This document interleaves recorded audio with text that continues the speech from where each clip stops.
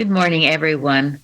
We welcome you to our Sunday morning roundtable discussion on Sunday, September 27th, 2020.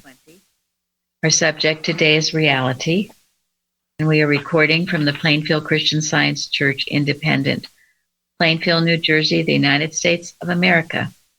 And thank you all for joining us. And we'll start today with the morning prayer. I'm reading from page 264 of the Blue Book. There is but one power in the universe, and that is God. Good is omnipotent. Apparent evils are not entities or things of themselves. They are simply an apparent absence of good, just as darkness is an apparent absence of light. But God, our good, is omnipresent. Therefore, the apparent absence of good, evil, is unreal. It is only an appearance of evil. There is no reality, life, nor intelligence in matter, for the things which are seen are temporal, but the things which are not seen are eternal. Beautiful. Thank you very much. Perfect for our subject. All right, watching point. Okay, watch number 14. Watch lest, in your work in Christian Science, you lose sight of the fact that you are endeavoring not to eliminate a monstrous reality that has the power to maintain itself in spite of the omnipotence of God, but merely to expose the deception and illusion of the belief that God can be absent. Thank you. It goes perfectly with what Florence read by Mary Baker Eddy. All right, comments on the watching point today?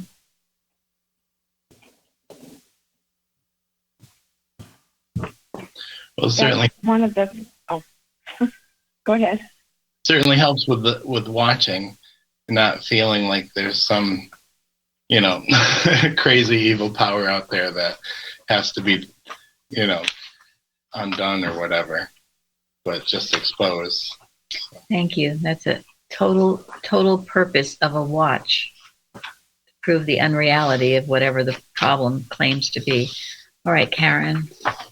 Well, I'm pretty much going to say that's what's changed so much since coming to Plainfield in my understanding and my work, is that I'm never trying to get rid of something. It's to see the allness of God, which is automatically see there's nothing there but God, and so it's the suggestion that God is not all, and that's all it is. It's not. We're not fighting a thing, and that's what's changed so much for me. Thank you. That is wonderful. You really begin to progress when you understand that fundamental point of science. Yeah. I think one of the, I'm not sure, I'm not remembering exactly who, but he said, if we don't have that as our premise, what are we proving? It makes sense. Yes. Right, and Jesus said, if you have faith as a grain of mustard seed, well, in order to have faith as a grain of mustard seed, you have to start acknowledging the allness of God, the allness of good, and then you can have confidence that when you're denying the claim of evil, whether it's health or, whatever form it seems to come to you at, you'll have confidence in your denial of it. You'll know that it's illegitimate. You won't hope that it's illegitimate. You'll know it. And that makes all the difference. And that is the difference between Christian Science and faith cure, or New Age, or whatever you want to call the phony stuff. Anything else? Anything else? Someone else going to speak? All right. Okay. Well, that was a great watching point and a great, premise for this subject on reality. And I know, what is it you like to say, Florence? What's your reality? What's your reality? Yeah, one night I had all this, it was a message of just everything bad, this and this, and I was like, oh my goodness, again. And then I just reached out to God, and all I could hear is, what is your reality? And really, that just did it for me. I was so grateful, so grateful for that question. And so often it is just one simple statement of truth. It breaks the mesmerism. It shows if you're always wanting more and more and more to read, more to study, more. Well, just take one thing you have and work with it and prove it. And as Gary said, know it, not just hope it's true. Know it is true. And this is where you have to have, well, some faith and certainly a huge amount of faith in God, but also in Mrs. Eddy, in her statements. You can't be wondering about whether what she's saying is true or not. And you prove it for yourself. Don't take anyone's word. Prove it for yourself. That's what's so great about it. Just like in math, you do your own problems out yourself. All right, so Lillian, you golden tip. In the beginning was the Word, and the Word was with God, and the Word was God.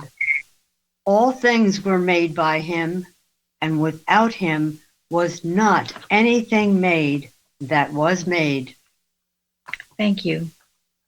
And Linda, you spoke to this even though it was from the Science and Health, but go ahead. And I spoke to it on the forum, which is on our website. Well, I was just going back to what we were taught in the last roundtable because of the interconnectedness and the importance of the grateful heart. That really struck me, how to make sure you're really grateful to God. And that's not one statement that was said is, if you're not grateful to God, you really don't know God. And that makes sense to me now. When I first came, I didn't understand God, but the more I get to know God here, that meant a lot to me. And I just realized that you're choosing good as a reality if you're choosing to be grateful and joyous. And the grateful heart is choosing good. Yeah, because it's actually the last statement in the lesson where it says, the Bible declares, and then that quote from John, this is the eternal verity of divine science. If sin, sickness, and death were understood as nothingness, they would disappear. As vapor melts before the sun, so evil would vanish before the reality of good. One must hide the other. So then, how important then to choose good as the reality? So when you get up in the morning, think of that. It's what Joanne wrote about too. Today I choose good. Yeah, let's all follow Florence's recommendation. Choose the correct reality. Choose the reality.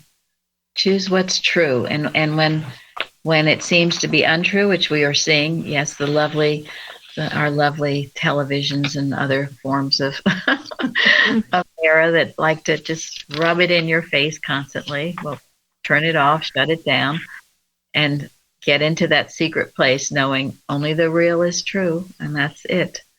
Don't have to believe those lies, and dispel it. Do your watch to dispel it.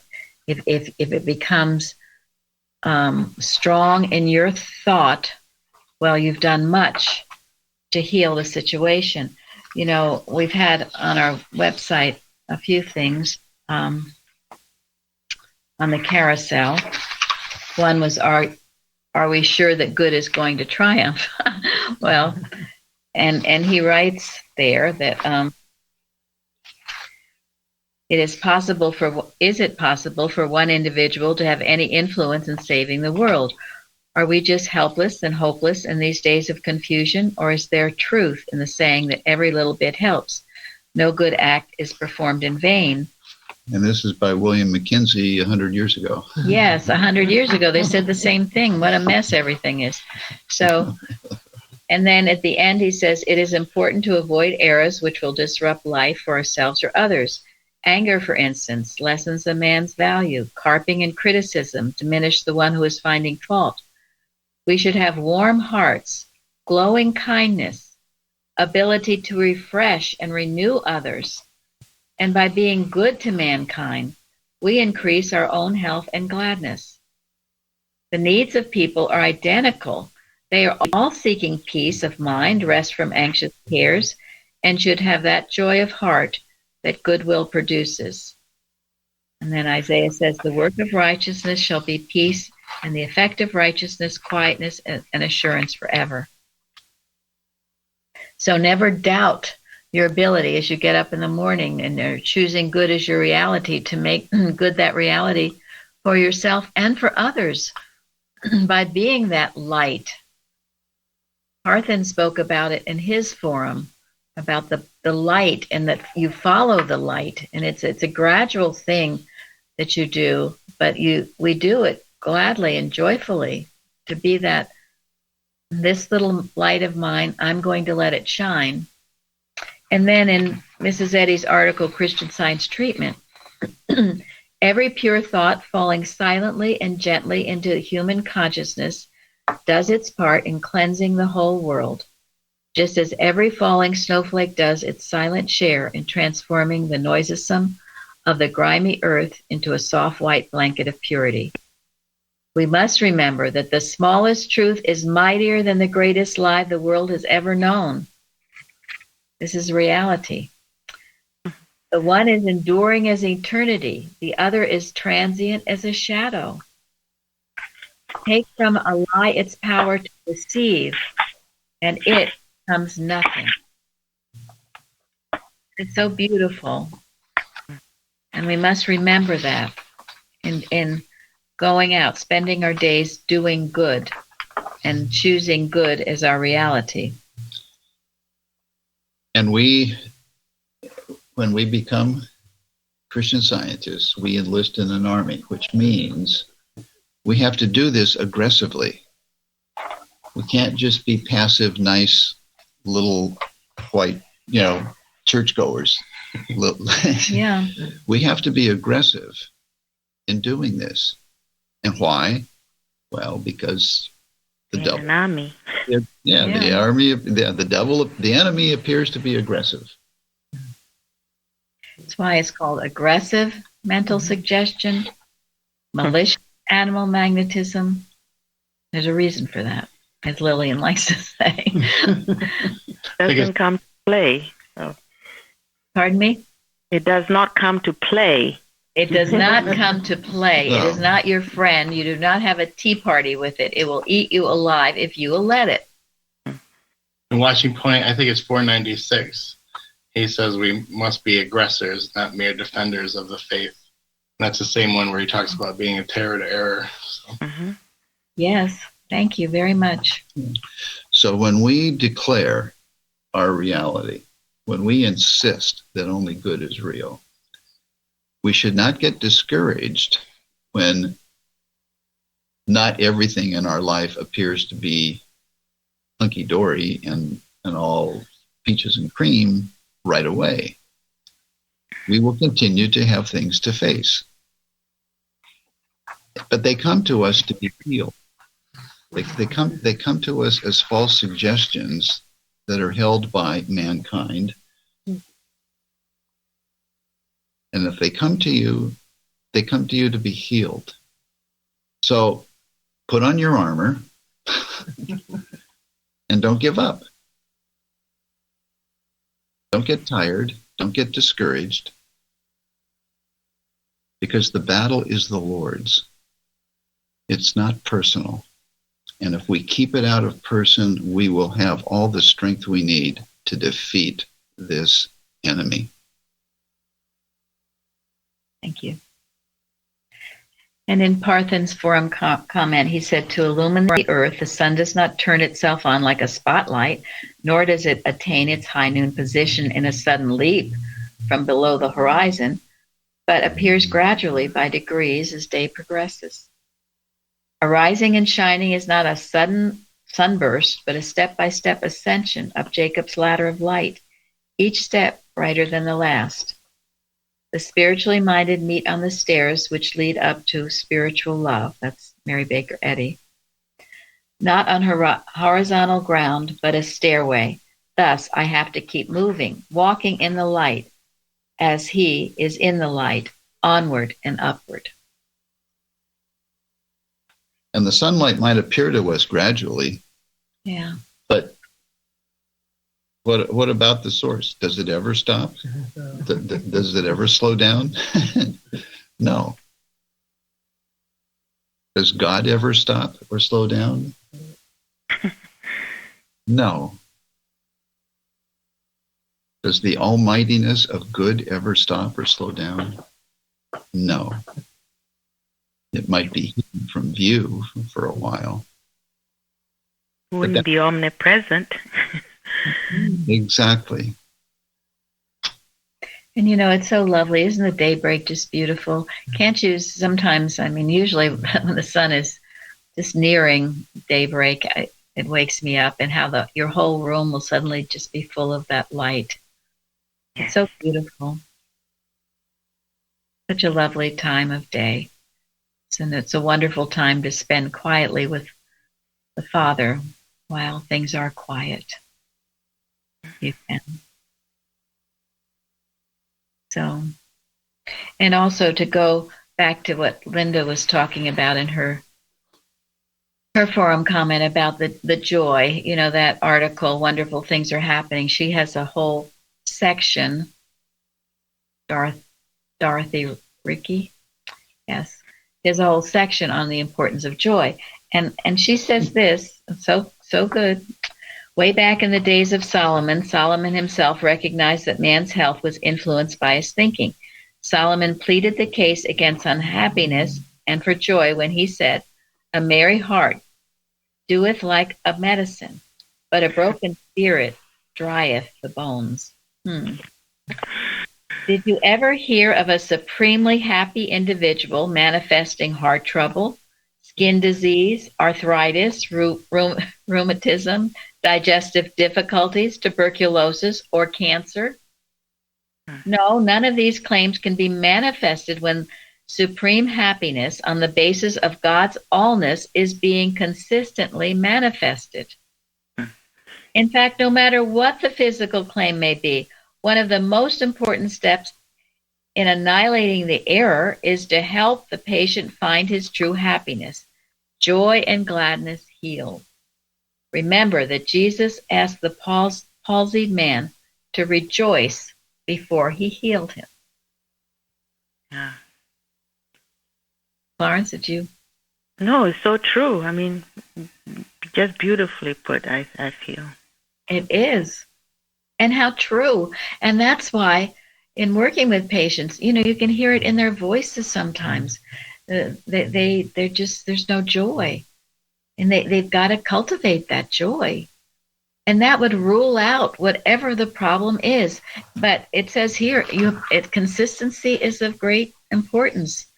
You can't put on a happy face when you're talking to the practitioner and then go being miserable or yelling at your children or wife or complaining about all things, and I don't know what else goes on, but you can't do that and expect healing. You've got to be consistent. And why is that? Mrs. Eddy says we have to have a change of base. And what is healing? Is healing actually changing something that's real? Revealing what already is. And not heal. No, healing is the recognition of what God created. Present perfection. And is it possible to recognize that without having gratitude for it? No. No. That's why Mrs. Eddy says ingratitude is the unpardonable sin. And why is it unpardonable? Well, because if you're continuing to be ungrateful, you're not recognizing God for who and what he is and who and what he created. And you can't be healed. Him. You are denying him. I think I like to use those words that wake me up. Yes. Thank you. Very good. It's not just some little innocent thing that you have no control over. You're denying him. You're disobeying him. Because how many times are we told to rejoice? That's why those pages that Florence talked about and Eustace talked about in his article, Gratitude, about praising God are so important. It absolutely has to happen. And if you think you're doing it and you get no results, then dig deeper. Maybe you're not really doing it. Just keep at it. And I think it's in finance. He mentions about Thanksgiving and recognition. About how you have, Yes. So I think of that a lot. I even try to go back over my life even before I came here and see where God actually was with me, and I just wasn't paying attention at the time. So. Thank you very much. That's it. And that article of Bignell Young, I think Karen mentioned it recently. It's a wonderful article. If I say I want. If you say you want right away, you're saying you don't have, and you're denying God's presence. You must be affirmative. Choose the good. Let that be your reality and stay with it. Not in a poppycock way, but in a deep, sincere way with understanding of this truth. And even if you can't think of anything to be grateful for right away, you can say, well, thank you, God, for life. Thank you that I'm alive. Thank you for the privilege of being your image and likeness. Start there. Thank you for truth. That truth has power. That I can rely on truth to win. And just go through the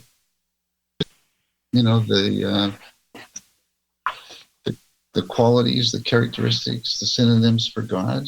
Mm-hmm. And pretty soon you'll find that whatever was bothering you is going to stop bothering you.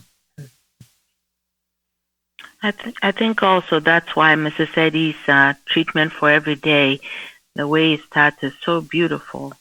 She said, declare times without number, I am perfect in God. And where she says, I am joyful, triumphant, and complete. So all this, it uplifts thought when you use it early in the morning. Beautiful. Thank you. Thank you. Yes. We're so, blessed to have all these wonderful things to read and study and start our day with by Mary Baker Eddy and the early workers. Also in Joanne's forum, and maybe we can use this as a watch, where she defines election, because she's saying today, I choose good. Election, divine choice, voluntary preference, free will, liberty to act or not, discernment, discrimination, distinction. This lesson on reality is all about electing to choose good as our thinking. This is what we have been elected or chosen by God to do. And this is the only true election going on. That's a nice treatment. Yeah. No one can interfere with that election. No one can interfere. It's impossible to interfere with that election. It's held high above the clamoring senses. So we keep knowing this, because right now there's a lot of talk about a lot of things, all of which is mortal mind. And in 100 years, they'll look back and say, see, they were facing it too. I know. That's right. I hope by then all things are good. Like 100 years upon 100 years is still the same thing. It takes different forms, different names. Yes. But it's the same battle, isn't it? It's a battle of truth against the false claim of false beliefs. And the whole purpose of uplifting our thought, of having joy in our thought, the whole purpose is to enable us to better see what is real. That's the whole purpose. Yeah. And that is what constitutes spiritual growth, is what constitutes healing.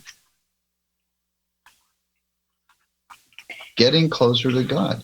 And what did Jesus say life eternal was? He said it is to know you, the true God. That's life eternal. So it's all saying the same thing. Our thought has to be clear, grateful for what we know God to be, and keep it there. And undisturbed amid the jarring testimony of the material senses, as Mrs. Eddy says. And yes, there's a definite reason why Gilbert Carpenter had, what is the first watching point about? Joy. If you don't have your joy, then you're not Christian Science. Yep. You're sort of swimming under the ice, and you've got to come up and get your joy. Don't even try to do anything until you've got that God-given joy. I loved also that they said that we should be contented no matter what situation we're in, and use the one talent. And that just was reaffirming to really think about that and what that means. Yes. Yes, and our responsive reading this week is Psalm 27, which is one of my very favorites. I'm sure it's many. And, even just to start your morning, and I do, because there's a song we sing here. The Lord is my light and my salvation. Whom shall I fear? The Lord is the strength of my life. Of whom shall I be afraid? So there. And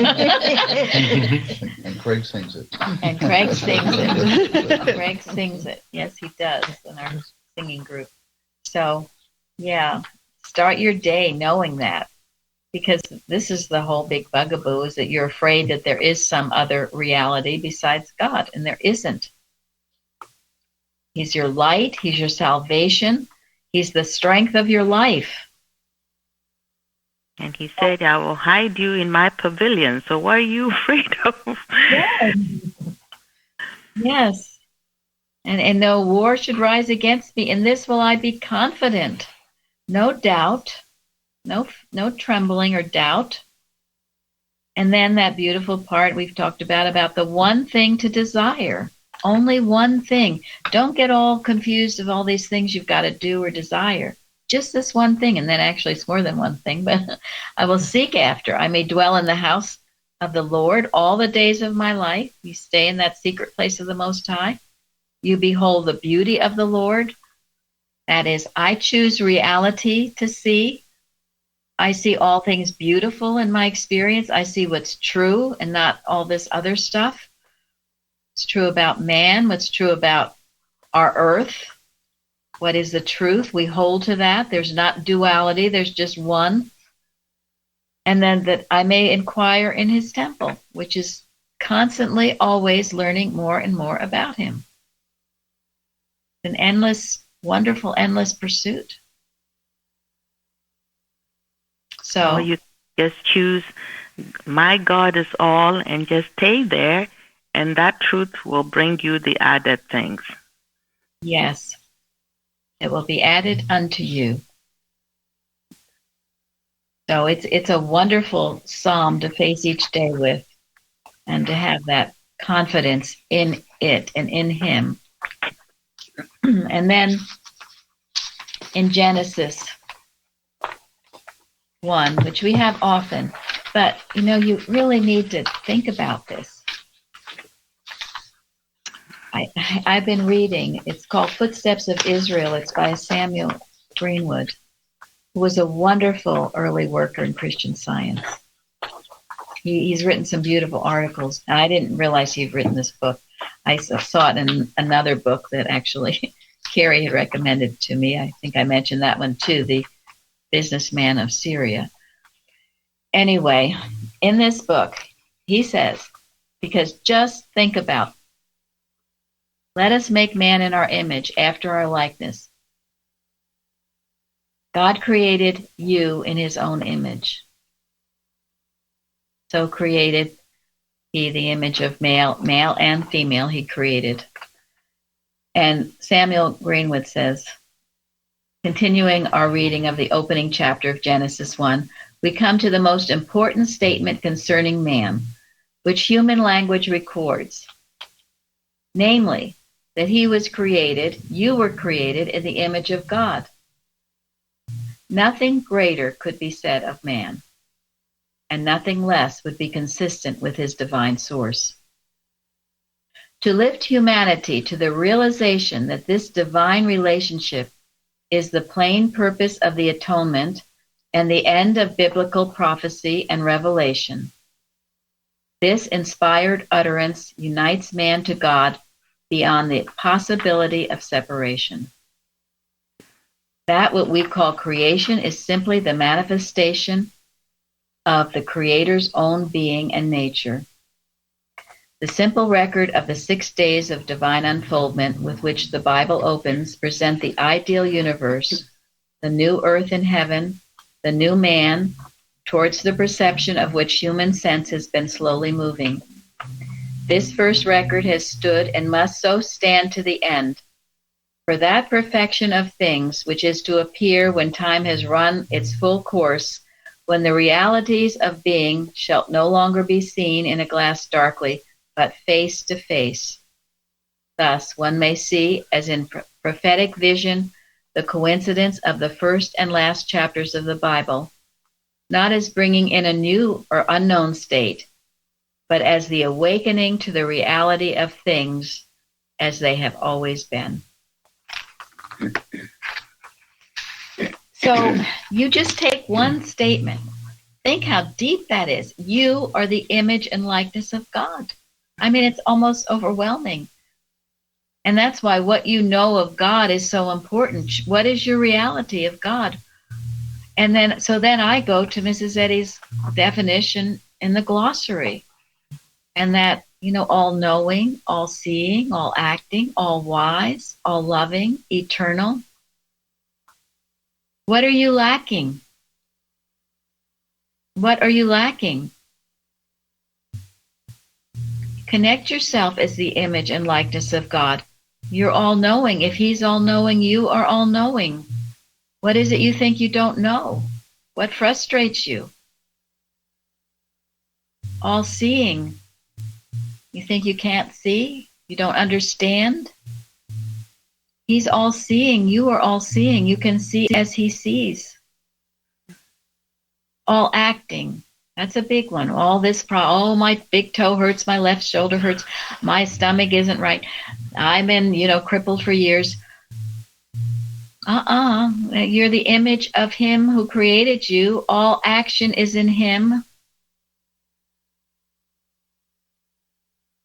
If it seems otherwise, who's telling you that? What is your reality? And you can demand this, because this is the truth of your being.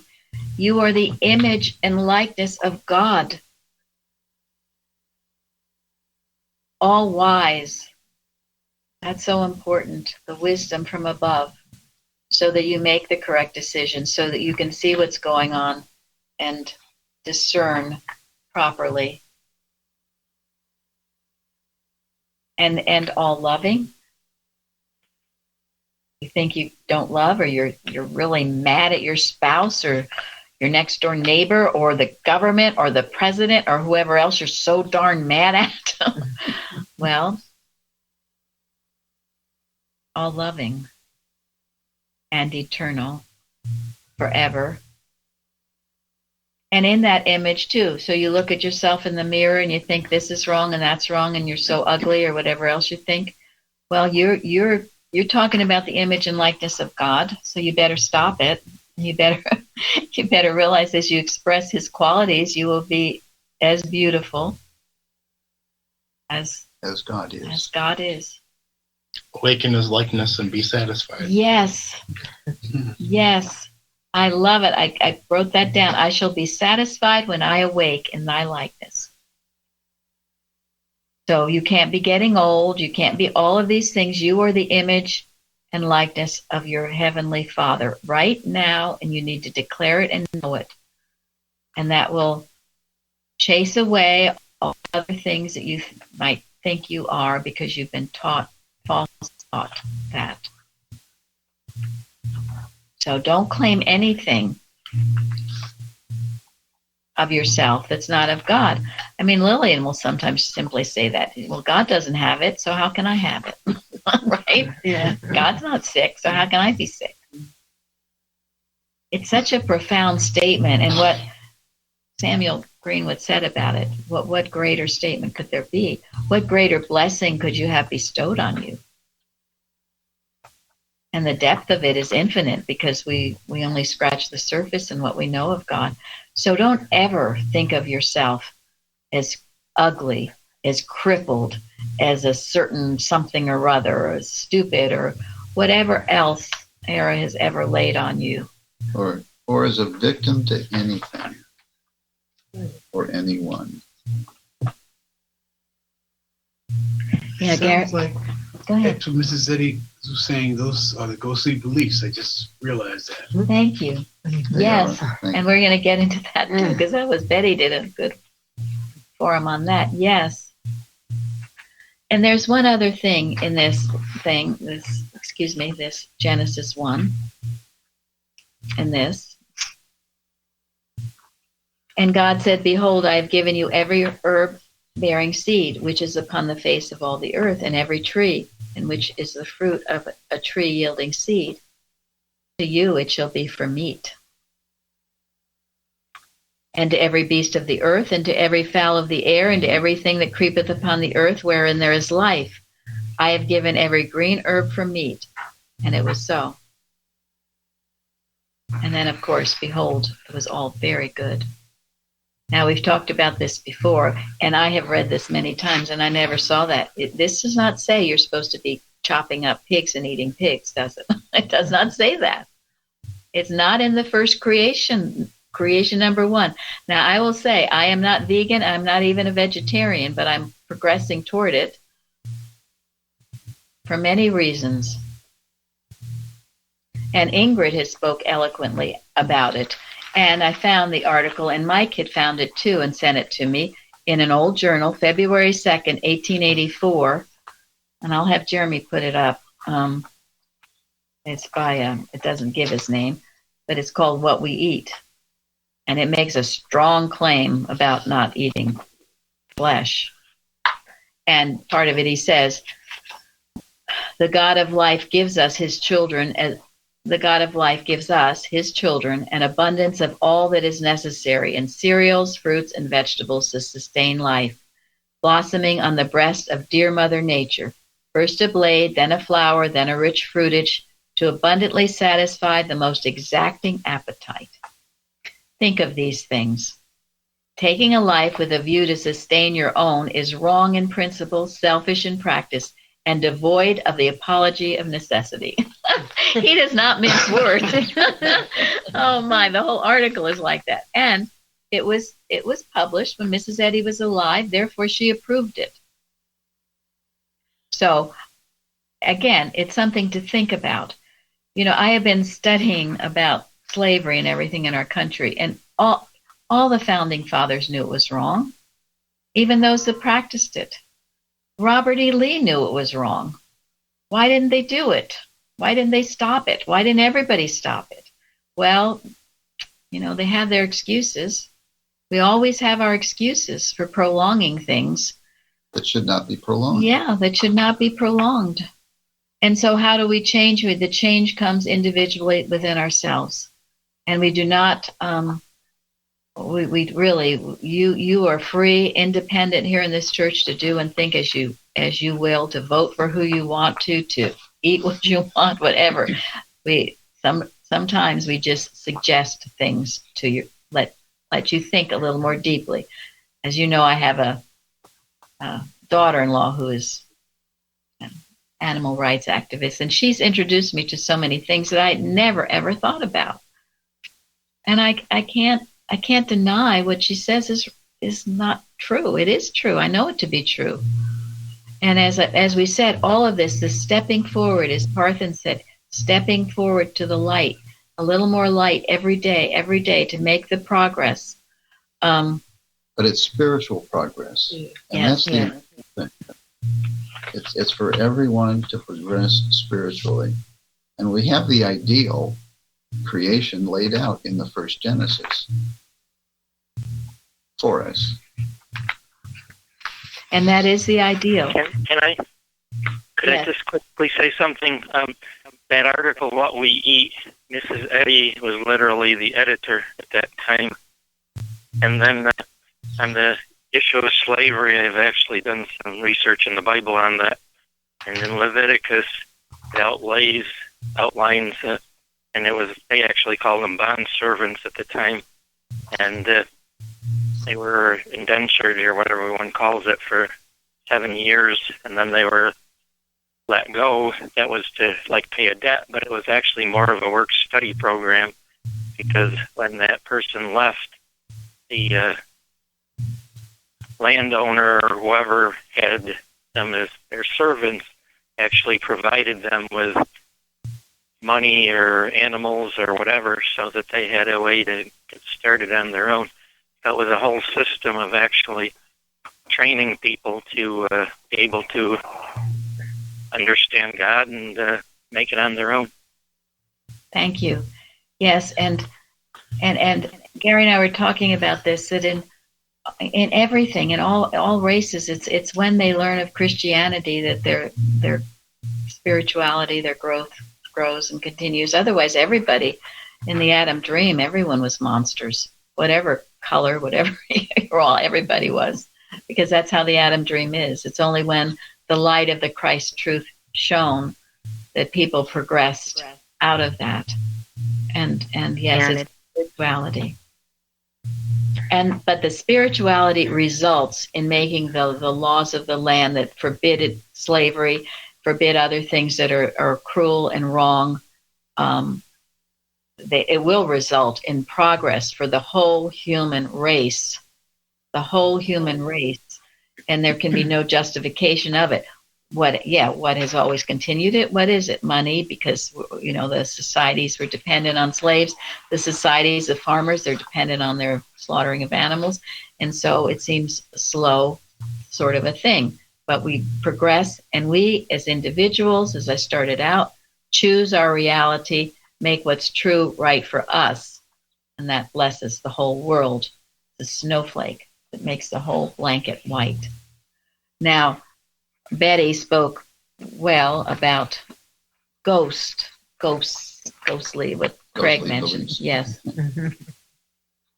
So, Betty, are you there? Yes, I am. You want but summarize what some of the things you said. I'll do my best. I thought it was interesting that she had mentioned ghosts several times, and that they talked about the children. It's a fairly familiar quote about that. They should be assured their fears are groundless, that they're not realities. And I thought this was interesting, that they're traditional beliefs, erroneous and man-made. And then she went on to define ghosts as illusion, a belief that mind is outlined and limited, that spirit is finite. In other words, an unreal false belief that is the opposite of God as all-powerful, infinite spirit and mind. And I don't want to believe in that. And then talked about how the age has not wholly outlived the Mrs. Eddy talked about not wholly outliving the sense of ghostly beliefs, and still holds them more or less, and continues on. And we need to not admit the somethingness of superstition and yield up all belief in it and be wise. And when we learn that error is not real, we shall be ready for progress. And I looked up superstition, and this kind of blew me away. Excessive exactness or rigor, religious opinions or practice, doing things not required by God, or abstaining from things not forbidden, or the belief in what is absurd or without evidence, the belief in the direct agency of some power, or in omens or prognostics. Anyway, I thought about that was really obsessive and compulsively doing wrong things at the wrong time, trying to appease God, or even worse, appease some other power we think is bigger than God. And I thought about things that haunt me, past mistakes, guilt, sense of loss, a nagging fear. You know how those are. You don't quite want to talk about them. And then identifying myself as a subject to superstitious beliefs like heredity or materia medica, doing things the same way or afraid to do something new. I know sometimes that cell phone really gets me. And then all that black cats and ladders and stuff. But then she went on about commanding the situation when you understand it's self-deception, and that it's what was it about sweeping away the gossamer web of mortal illusion. And gossamer was a fine filmy substance, and that just made me feel like, wow, that illusion is not very deep. It's just enough to make you believe in it. And, you know, and then it's only my false beliefs, which when I confront them, and sometimes I have to do it really vigorously and persistently with truth, and for a while, and then I finally see their falsity, and then they're gone. And it's like, isn't it funny how when I finally wake up from some false belief and see its nothingness, it truly disappears. Mm-hmm. Yes. And I was talking to practitioners, and that's because it was never true in the first place, so I added that in there, because it's so true. Yeah. Yeah. It just really hit me. Wonderful. Yeah, it's great. And this is how, the lesson says, Ecclesiastes, lo, this only I have found, that God hath made man upright, but they have sought out many inventions. and ghostly beliefs out there. Many, yeah. And we get taught, and this is how we start to believe in an unreality, an unreal, something that's unreal. But you're taught it. Yeah, and I know, people still knock on wood or afraid if they see that black cat or whatever. Well, all this other things we're taught about sin, disease, and death, they're just as superstitious. They're not true. We've just been taught to think they are true. That's why I love, what does it say? Well, to talk about it's a nameless nothing. It is a nameless nothing because it's not true. God didn't say it. It's not anything God made. This pandemic business, you keep it the nameless nothing. Don't believe it. It's an unreality that people are believing, and because they believe it, and they believe it so strongly, it seems to happen. Because people say, well, it's really happening, so what are you talking about? Well, you believe something enough, it will seem to manifest itself in belief, in the Adam dream, not in reality. So you don't have to go there, and don't. And that's true of any of these aggressive mental suggestions. So thank you, Betty. That was good. And, that business about superstition, and what did you say about it? It was compulsive, because there's yeah. That, that OCD thing they used to say, obsessive and compulsively doing the wrong things at the wrong time to appease God or some other power. Yeah. I know I had kids in my classroom, and they would have this so-called disorder. And dear little souls, they would do things in a ritualistic thing, like even at their desks. And I would, just patiently loving them and helping them to see that they didn't have to keep their pencil in a certain order. And they were, Yes. Yes. Well, this speaks to it, the belief in superstitions, that if they have to do these things to ward off the evil spirits. Yeah. And I hear it quoted, they'll say about themselves, I'm a, whatever it's called, compulsive. That's why I'm always cleaning my house every 5 hours or whatever it is. Hours every 5 minutes. Hours every 5 minutes. Man, it's not wash hands. I mean, it's not, I'm not laughing, really. It's a very serious something that it's sad to see. and to think that it's all the shadow, it's something. Thank you very much. No, it is. And that's exactly right. And today, with all this compulsive washing hands, that's not helping the matter. No, it is not. So, but we'll know that that's not of God. It's superstition. I see why joy is important, because error is so, it can't wear you down when you're joyous, and you can just keep your grandeur and just be the God-made man if you're joyous, instead of falling down to, well, I'm going to give in to this and accept this other thing. Thank you. Very true.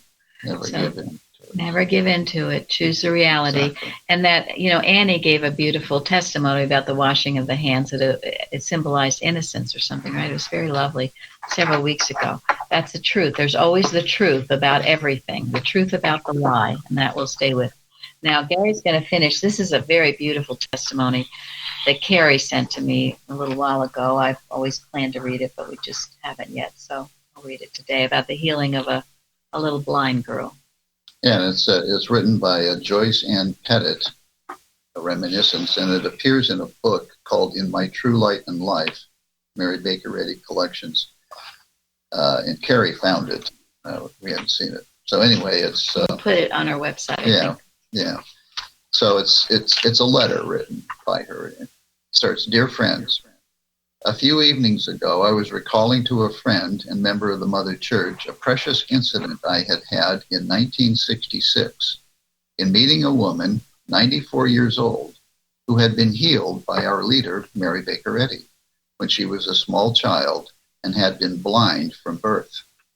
My friend thought you might like to have this in your files. Perhaps you already do. I do not know, but I will relate it as best I can. In 1966, I was working on Saturdays as assistant arts and crafts teacher for the Boston Division of the Salvation Army near Copley Square. One day, a lovely, slim, and gently dignified older lady came to our class to show others some of her exquisite embroidery, which she did, and to help others to learn. I perhaps may comment here that when I first met her, I really was impressed by a special refinement and nobility of her bearing and attitude, and a deep gentleness about her, as if one time she had been touched by a holy experience. That afternoon, as I recall, I was doing some typing in a nearby office, and she came in to borrow a pen, I think it was. We got to talking a bit, and then she asked me if I were a Salvation Army lass, and I replied, no, I was a student of Christian Science. She was quiet, and then asked me if sometime I would like to hear about her own encounter with Mrs. Eddy. I immediately replied with much eagerness that I would, and she said that she would come back when I'd finished my work to tell me about it. And also she said she didn't often relate it to others because she had known it was something to be cherished and lived and not talked about. So she related best, as I can remember, this way. She had been born of a Negro father and Indian mother, and they lived in the poor section of Boston.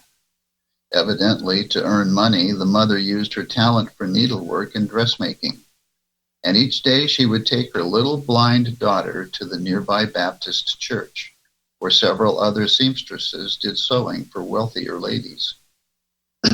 One day, Mrs. Eddy came to their church, perhaps bringing some sewing or talking with them about Christian Science. But she spied the little blind black girl sitting in the corner, where her mother would put her until the day's work was done. Mrs. Bowles said that Mrs. Eddy came and sat beside her and gently talked with her, and then asked her if she knew the two prayers God had given to all of us. And she repeated with Mrs. Bowles the Lord's Prayer and David's 23rd Psalm. She asked her to learn them and love them. The next day, Mrs. Eddy came back and again sat with the little girl and had her repeat to her the two prayers. Mrs. Bowles says she just felt enveloped in God's great love. And to a degree, this sense of his ever-present love has never left her. As she and her mother walked home that evening, she began to see for the first time in her life. She never saw Mrs. Eddy again, but she later discovered who she was. And when she learned to read, she became a devoted student of the Bible and Mrs. Eddy's Science and Health. She also became an excellent seamstress, and at 94 years, when I met her, was still doing exquisite work. She told me, too, that when one of her sons had had tuberculosis in his 30s, she had healed him through Christian Science prayer. I don't know if there's anything more beautiful. So, thank you all, and remember to choose good as the reality. Thank you all for joining us today. Thank you. Thank you.